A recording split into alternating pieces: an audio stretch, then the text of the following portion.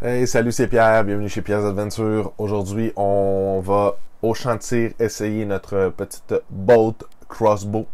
Restez avec moi.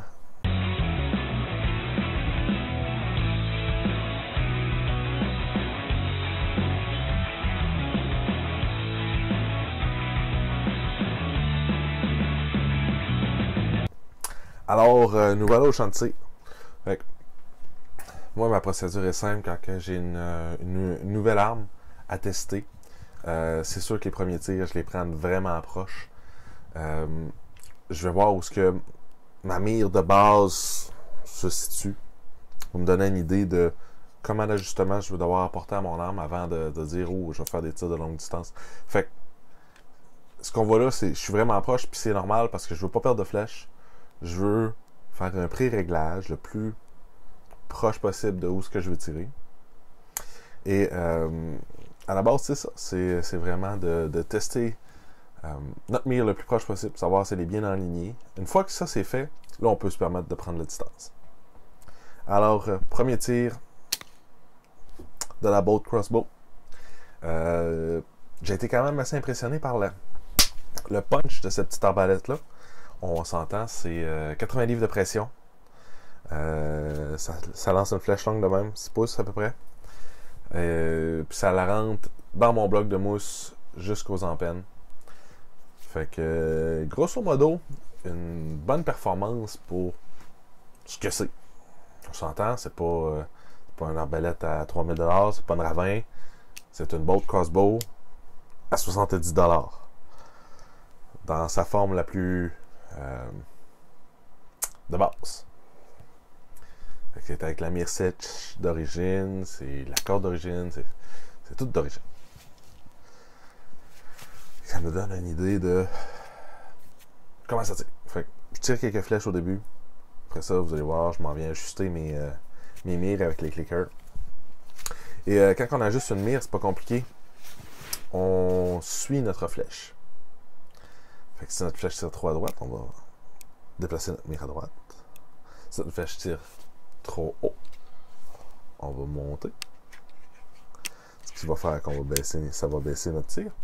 Et si on tire trop bas, on va baisser. Ça veut dire qu'on va monter notre tir. Et à la base, c'est ça. C'est de suivre sa flèche. Et jusqu'au point où on est capable de grouper dans le même endroit.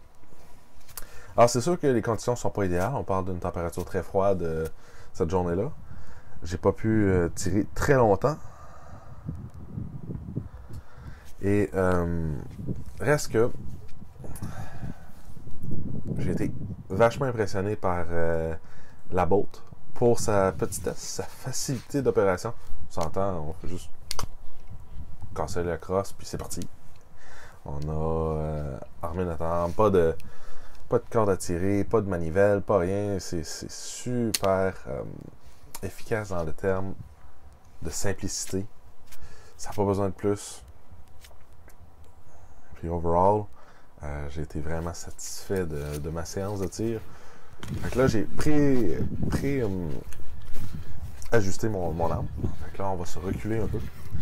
On va se reculer à peu près à une vingtaine de verges. On va réajuster notre caméra. Et on va réessayer une fois que on est préajusté.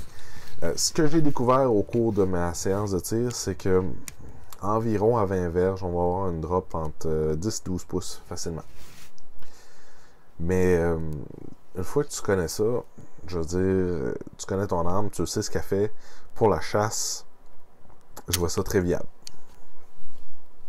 On parle de chasse au petit gibier, bien sûr, c'est pas un arbalète pour aller chasser le gros gibier, mais tu sais, vraiment, la perdrix, là, je vois ça comme une arme super économique.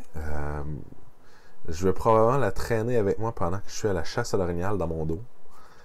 Parce que souvent, on va à la chasse, puis on est à l'orignal, on veut pas faire de bruit, on veut pas déranger autour, mais on est dans la perdrix, par-dessus la tête, puis on sait pas trop quoi faire. Des fois, si je récolterais des perdrix dans ma semaine de chasse à l'orignal à la carabine, ça serait la seule chose que je récolterais. Mais j'aurais eu du plaisir toute la semaine. J'aurais eu du gibier. Puis le soir au chalet, ben on pourrait se faire plaisir. Fait que, grosso modo, ça a été ma séquence de tir avec mon arbalète Bolt Crossbow. Une petite arbalète bien intéressante. Je la trouve versatile. Je la trouve super dans le sens de sa petitesse. C'est compact, c'est facile à traîner.